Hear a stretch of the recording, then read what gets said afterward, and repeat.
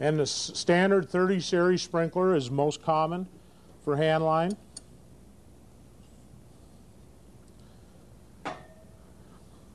Now we have that coupler all fitted up with the necessary equipment to operate.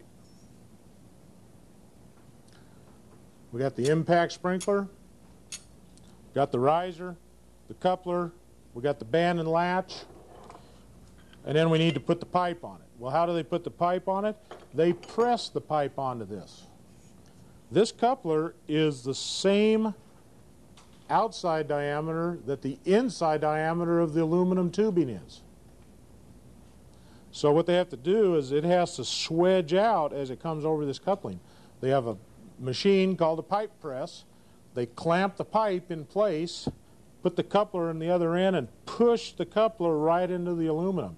And as it comes into the aluminum, it flares out. The aluminum expands right around this coupler until they bring it right up to the riser. So they have, in this case, about 3 inches of swedged on aluminum pipe to steel contact, and so it's a swedge fit. And now they put a little bit of a glue lubricant on that fitting before they swedge it so that it slides more freely, and then it dries up and acts as a sealant, and also it acted as a lubricant as it was pressed on. And that is the way most hand line are made, with a pipe press, pressed on. Most often, they're going to be 40-foot long pieces of tubing. And so the pipe is going to be 2-inch, 3-inch, or 4-inch, and generally 40 feet long, but you can get them in 30 and 20-foot lengths as well. Yes?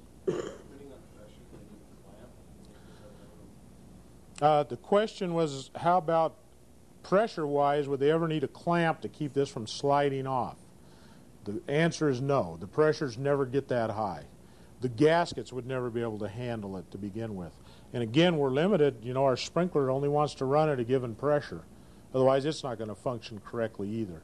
So we're going to make sure we don't overpressurize the system. This also has one other thing about the coupler. It has this pan on the bottom of it. It's called the pan of the gasket. And when you remove the pipe, you simply you're standing about 20 feet away in the middle of the next joint. You have to be able to drop this pipe down and insert it without having to walk back to the pipe and do it. So from 20 feet away, I want to be able to set the pipe in, push it in here, and insert it. So they give us a big pan so that you can drop the pipe in and then push it, and it'll just slide right into place. And then latch. That latch will just ride up and drop right into place. And so you can connect it from a distance. Saves you the energy of having to walk back and connect it every time you carry to join a pipe. Also, it helps stabilize it so it doesn't tip sideways. It gives it support this way so that it stays flat, and therefore the riser stays straight up and down.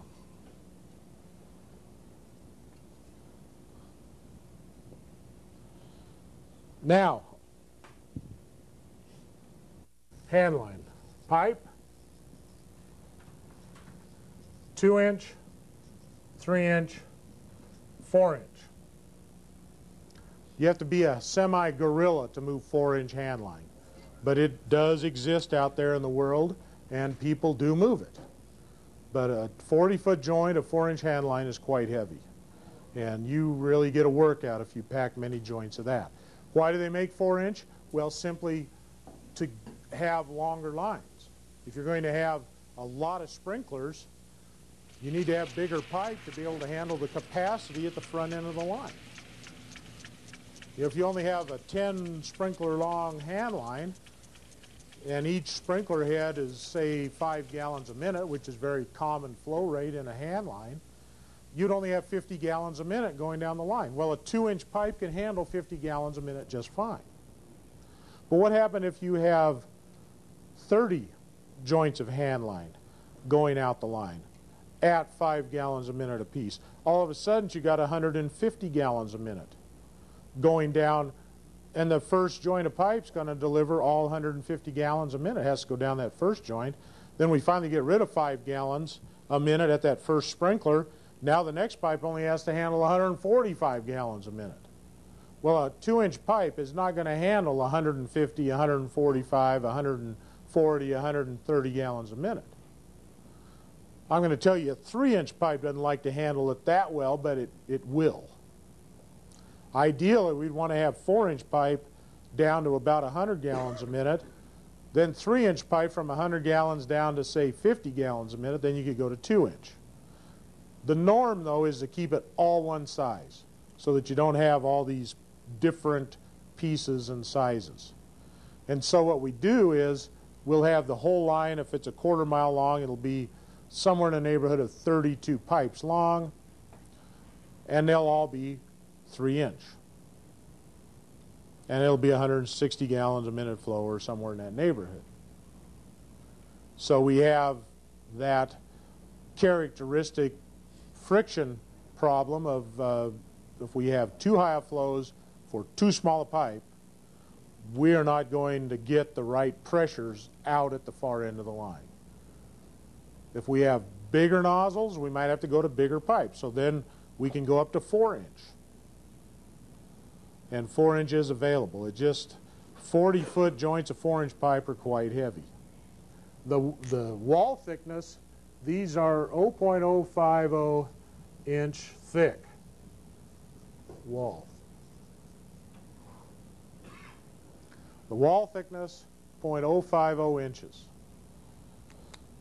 for this aluminum. And it doesn't matter if it's 2, 3, or 4-inch.